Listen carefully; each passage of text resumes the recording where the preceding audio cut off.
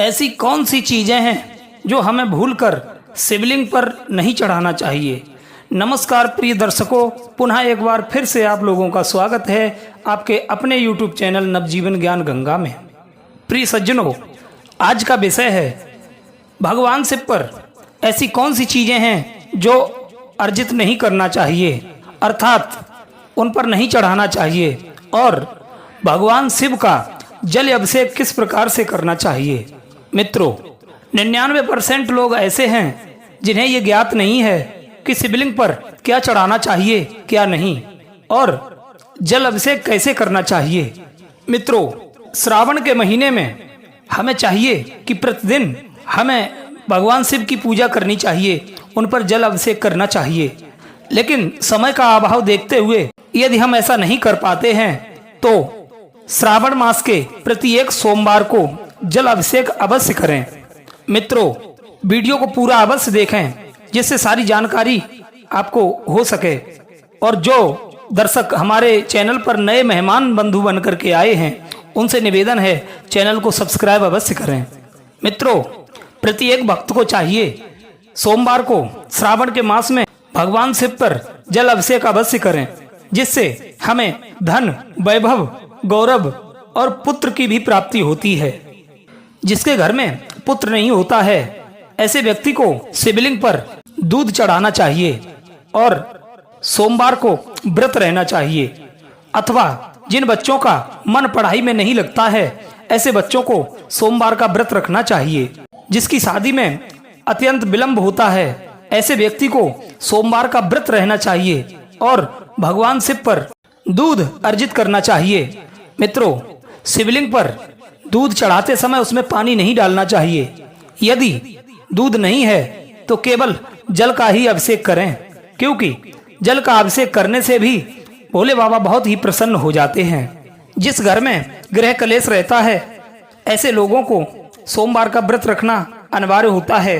जिन लोगों के कार्य पूर्ण नहीं हो रहे हैं और उसमें विलंब होता है तो ऐसे व्यक्तियों को कम से कम 16 सोमवार व्रत रखना चाहिए और शिवलिंग पर जल अभिषेक करना चाहिए। मित्रों, सबसे पहले ये जानते हैं कि शिवलिंग पर ऐसी कौन सी वस्तुएं हैं जो गलती से भी हमें नहीं चढ़ानी चाहिए। दोस्तों, शिवलिंग पर हमें तुलसी कदापि नहीं चढ़ानी चाहिए। आप सभी जानते हैं तुलसी के बिना भगवान नारायण की पूजा संपन्न नहीं होती, लेकिन भगवान शिव तुलसी चढ़ाने से रुष्ट हो जाते हैं और शिवलिंग पर कभी तुलसी नहीं चढ़ानी चाहिए, क्योंकि तुलसी लक्ष्मी स्वरूपा है, इसलिए तुलसी शिवलिंग पर नहीं चढ़ानी चाहिए। मित्रों, नंबर 2, केतकी का फूल भगवान शिव पर कभी नहीं चढ़ाना चाहिए, क्योंकि केतकी के फूल ने एक बार ब्रह्मा जी के कहने पर भगवान शिव से झूठ बोला था, इसीलिए भगवान शिव पर केतकी का फूल कभी नहीं चढ़ाना चाहिए। मित्रों, भगवान शिव ने केतकी के फूल को श्राप भी दिया था कि तुम कभी भी हमारी पूजा में अर्जित नहीं किए जाओगे। शिव पुराण के अनुसार तीसरी वस्तु नारियल का पानी। मित्रों, शिवलिंग पर हम नारियल तो अर्जित कर सकते हैं, लेकिन नारियल का पानी नहीं चढ़ा सकते, क्योंकि नारियल के पानी से अभिषेक करने से धन की हानि होती है। और चौथी वस्तु है शंख। शंख से अन्य देवी देवताओं का अभिषेक किया जा सकता है, लेकिन शिवलिंग का नहीं। नंबर 5, टूटे हुए चावल भगवान शिव पर कभी अर्पित नहीं करना चाहिए। चावल तो भगवान शिव के लिए अति प्रिय हैं, लेकिन टूटे हुए चावल उन्हें अर्पित नहीं करना चाहिए, जिससे भगवान शिव रुष्ट हो जाते हैं। मित्रों, अगली वस्तु हल्दी और सिंदूर, ये भगवान पर अर्पित नहीं करना चाहिए।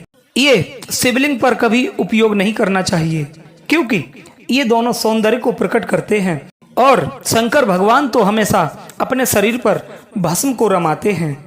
भगवान शिव सौंदर्य को बिल्कुल पसंद नहीं करते और ना ही सौंदर्य पदार्थों को ग्रहण करते हैं। हल्दी सिंदूर का प्रयोग माता पार्वती के पूजन में किया जाता है। मित्रों, ये सारी वस्तुएं भूल कर भी शिवलिंग पर कभी ना चढ़ाएं। और ऐसी कौन सी वस्तुएं हैं जो शिवलिंग पर अर्पित करनी चाहिए, जिससे भगवान शिव शीघ्र ही प्रसन्न हो जाते हैं। सबसे पहली वस्तु जल। मित्रों, भगवान शिव को जल अति प्रिय है, क्योंकि एक बार जब देवताओं ने और दानवों ने मिलकर के समुद्र का मंथन किया था तो उसमें से विष निकला था, जो देवताओं के कहने से भगवान शिव ने पी लिया था। उसके बाद भगवान शिव को बहुत ही जलन होने लगी। तब इंद्र के कहने पर मेघों ने जल की वर्षा की, जिससे भगवान शिव को सांत्वना प्रदान हुई और तभी से भगवान शिव पर जल अर्पित करने लगे। इसलिए भगवान शिव जल को बहुत ही प्रिय मानते हैं। जल से भगवान शिव का अभिषेक करना चाहिए, क्योंकि जल से भगवान शिव का अभिषेक करने से स्वभाव में सौम्यता और शीतलता आती है। नंबर 2, दूध से भगवान शिव का अभिषेक करने से लंबी आयु प्रदान होती है और जो संतान के सुख से वंचित रहते हैं उन्हें संतान की प्राप्ति होती है। अगली वस्तु है दही। दही से भगवान शिव का अभिषेक करने से स्वभाव में गंभीरता आती है। अगली वस्तु है शहद। शहद भगवान को बड़ा प्रिय है। भोलेनाथ शहद को बड़े प्रेम से ग्रहण करते हैं और शहद से शिवलिंग का अभिषेक करने से बीमारियों से मुक्ति मिलती है और स्वभाव में भी मधुरता आती है। अगली वस्तु है चंदन। यदि चंदन का लेप भगवान शिव को लगाते हो तो भगवान बड़ा प्रसन्न होते हैं और इससे लक्ष्मी जी बहुत ही प्रसन्न हो जाती हैं और घर में लक्ष्मी की कृपा बनी रहती है, धन की कोई कमी नहीं रहती है। अगली वस्तु है घी। मित्रों, देसी घी से भगवान शिव का अभिषेक करने से भगवान शिव बहुत ही प्रसन्न हो जाते हैं और अपने भक्त को मुंह मांगा वरदान देते हैं। अगली वस्तु है चावल।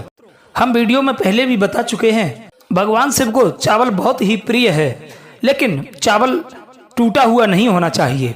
यदि अच्छे चावल शिवलिंग पर चढ़ाए जाएं, तो इससे धन व सौंदर्य की प्राप्ति होती है। मित्रों, अगली वस्तु है बेलपत्र।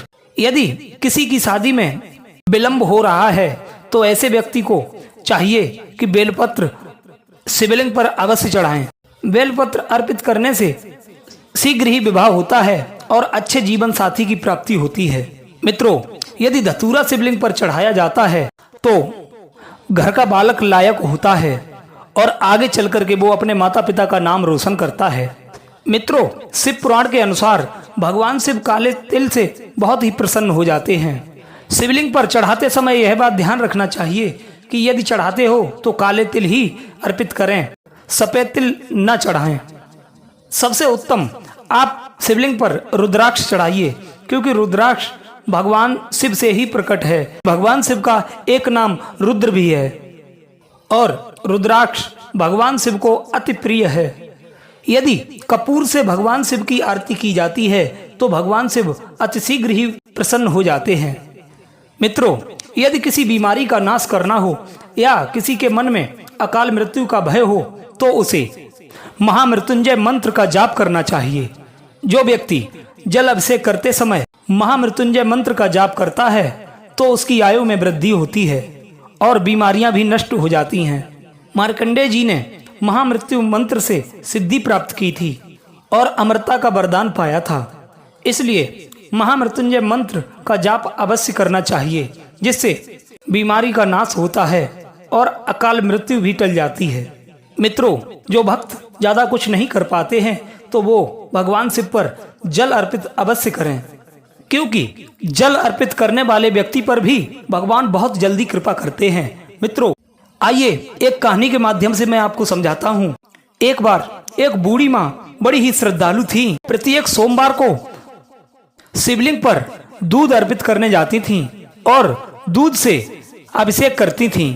मित्रों, उन्होंने अपने मन में ये वचन लिया था कि मैं 16 सोमवार भगवान शिव को दूध से अभिषेक अवश्य करूंगी।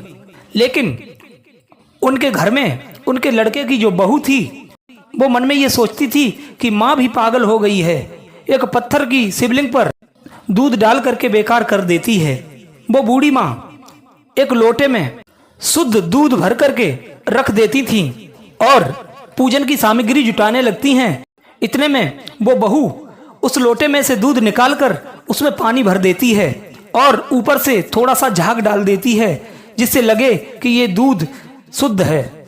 इसी प्रकार वो बूढ़ी माता प्रत्येक सोमवार को जाती हैं और शिवलिंग पर दूध समझ करके वो पानी ही चढ़ा करके आ जाती हैं। इस प्रकार से 7 सोमवार बूढ़ी माता ने वो जल ही दूध समझ करके चढ़ा दिया। और एक दिन ध्यान से जब देखा तो उसमें उन्हें पानी नजर आया और अपने मन में सोच लिया ये हमारी बहू की करतूत है। और मंदिर में बैठ करके जोर जोर से रोने लगी, कहने लगी हे भोलेनाथ मुझे माफ़ करना, हे बाबा मुझे माफ़ करना, ये मेरा कितना बड़ा कसूर हो गया। मैं दूध के बदले आप पर जल चढ़ाती रही। रोते रोते वो अपने घर की ओर चली जाती हैं, लेकिन अपनी बहू से उन्होंने कुछ नहीं कहा। क्रोध में आकर के उन्होंने शाम को खाना भी नहीं खाया और बिना खाना खाए वो सो जाती हैं। इधर भगवान शिव ने देखा कि मेरी भक्त बहुत ही परेशान है, तो उनके सपने में आकर के समझाने लगे और कहा हे माता तुम क्यों रो रही हो, मैं तुम पर अत्यंत प्रसन्न हूँ। बूढ़ी माँ हाथ जोड़ करके रोने लगी, कहने लगी हे भोलेनाथ आप प्रसन्न नहीं हो, आप तो मुझसे रुष्ट हो गए होगे, क्योंकि मैंने बहुत बड़ा अपराध किया है। बेशक मैंने जानबूझकर नहीं किया है, मैंने आप पर दूध की जगह जल अर्पित किया है।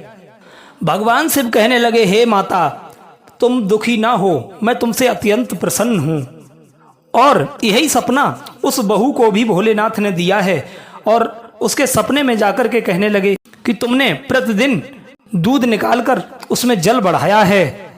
जो इतनी बात सुनी है तो हाथ जोड़ करके रोने लगी हे भोलेनाथ मुझे माफ़ करना, मेरी गलती को क्षमा करना, आज के बाद प्रतिदिन मैं शुद्ध दूध ही चढ़वाऊंगी और मुझे दंडित न करें।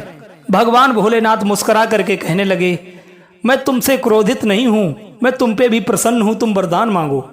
कहने लगी प्रभु मैंने तो दूध चुराया है और उसमें पानी मिला करके आप पर अभिषेक हुआ है, तो आप हमसे प्रसन्न कैसे हो गए। भगवान भूतनाथ भोले बाबा कहने लगे हे पुत्री तुमने उस दूध के साथ में जल बढ़ाया है, तो तुम्हारे हाथों का वो जल भी हम पर अर्पित हुआ है, इसीलिए तुमसे भी हम अत्यंत प्रसन्न हूं। मित्रों इस प्रकार से भगवान भोलेनाथ प्रसन्न होकर के चले जाते हैं। इसलिए जो मनुष्य जल का भी अभिषेक करता है भगवान शिव की कृपा ऐसे मनुष्यों पे भी भरपूर हो जाती है। ये वीडियो आप लोगों को कैसा लगा अपनी कीमती राय कमेंट बॉक्स में अवश्य दें। आप लोगों का बहुत बहुत धन्यवाद। जय श्री राधे, जय श्री श्याम, हर हर महादेव।